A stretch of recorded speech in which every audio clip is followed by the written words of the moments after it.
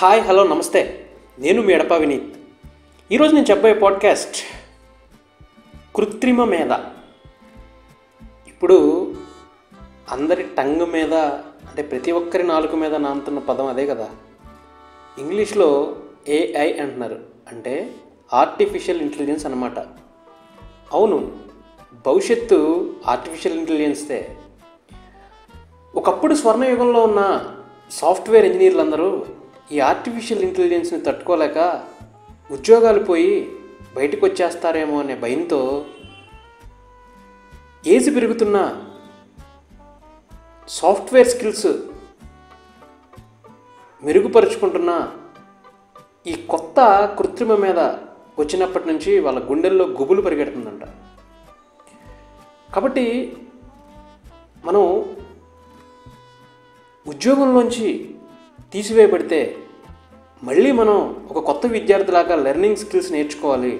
ఆ స్కిల్స్లో భాగమైన ఆర్టిఫిషియల్ ఇంటెలిజెన్స్కి సంబంధించిన కొన్ని టూల్స్ని మనం సాధనాలుగా ఉపయోగించుకోవాలంటే వాటి మీద ముందే మనం ఒక గొప్ప ఆచరణ మార్గాన్ని, దాని యొక్క ఇన్ఫర్మేషన్ గైడెన్స్ని తెలుసుకోవాలి అనే మీమాంసలో, అంటే ఒక డౌట్ఫుల్ సిచ్యువేషన్లో సాఫ్ట్వేర్ ఇంజనీర్లు అందరూ ఉన్నారని చెప్పి ప్రపంచం మాట్లాడుకుంటుంది.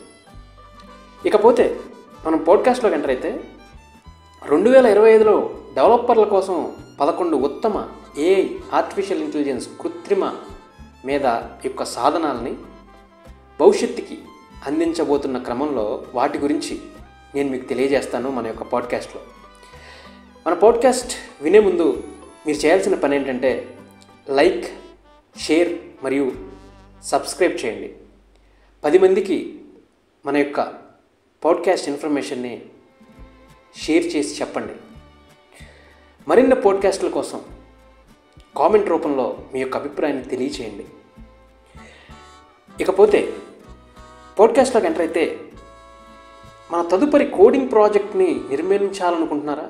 వేగంగా మరియు మెరుగ్గా కోడ్ చేయడానికి మీరు ఉపయోగించగల ఉత్తమ ఆర్టిఫిషియల్ ఇంటెలిజెన్స్ సాధనాల గురించి తెలుసుకుందాం పదండి. ప్రస్తుతం డెవలపర్లకు ఆర్టిఫిషియల్ ఇంటెలిజెన్స్ ఎలా సహాయం చేస్తుంది అనేదానికి ఒక టూల్ ఉంటే, డెవలపర్ల కోసం ఉత్తమ కృత్రిమ మీద సాధనాలను ఎంచుకోవడానికి కొన్ని విధానాల్లో ఒక టూల్ ఉంది. వాటిని మొక్కలు చేయడానికి, tab9 చేయడానికి otter.ai అని, ఓపెన్ ఏఐ కోడెక్స్ అని, అమెజాన్ కోడ్ విస్పరర్ అని, గిట్హబ్ కోపైలట్ అని, ఫిక్స్టాక్ అని, ఇలా అనేక విధాలుగా చాలా ఉన్నాయి.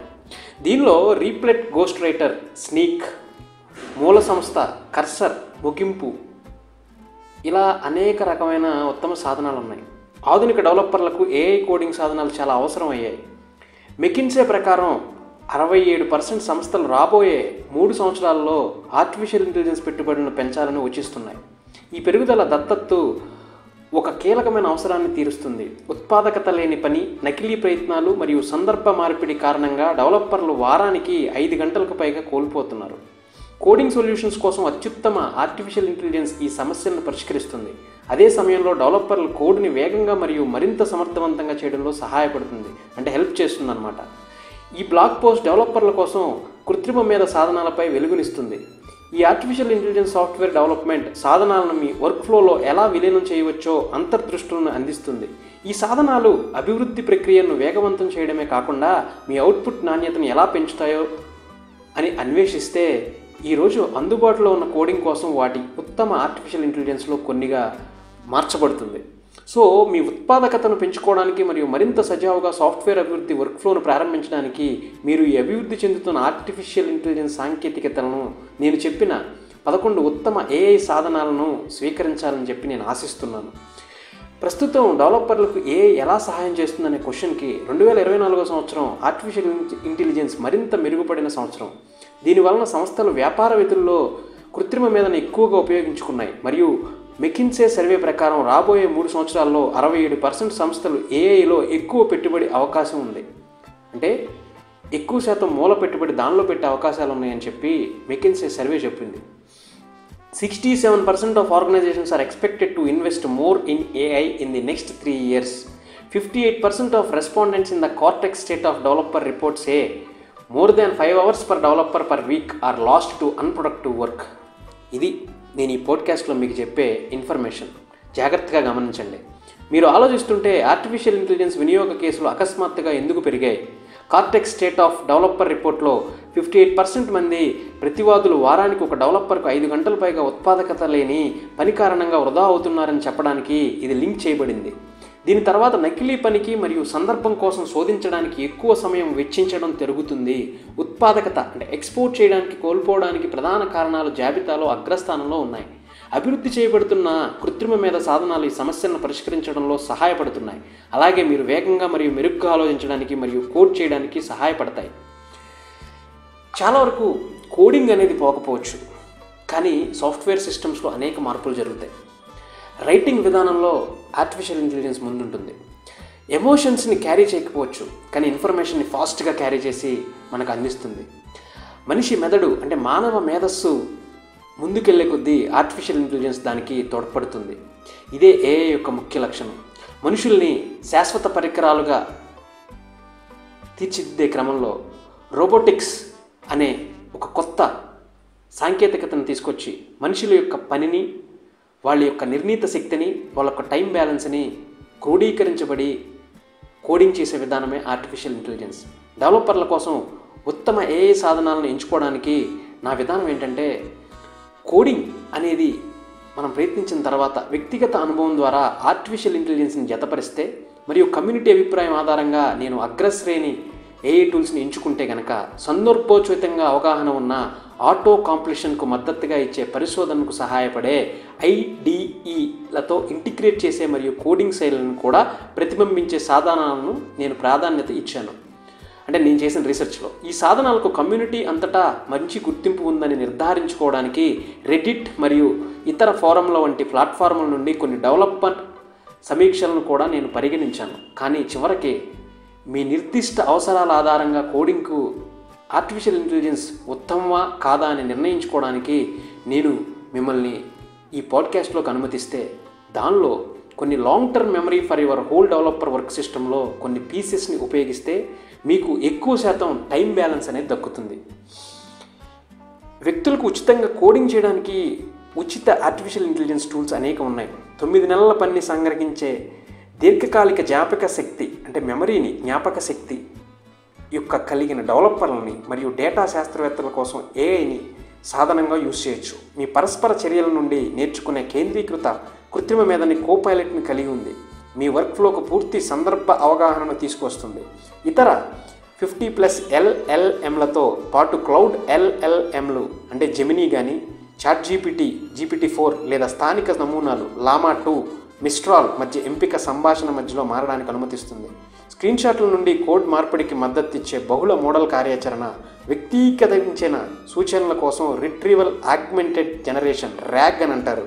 దీన్ని కొత్తగా కోడింగ్ రూపంలో తీసుకురాబోతున్నారు. పీసెస్ అనేది దీర్ఘకాలిక జ్ఞాపక శక్తితో సాఫ్ట్వేర్ అభివృద్ధి ఉత్తమమైన కృత్రిమ మేధ సాధనాల్లో ఒకటి.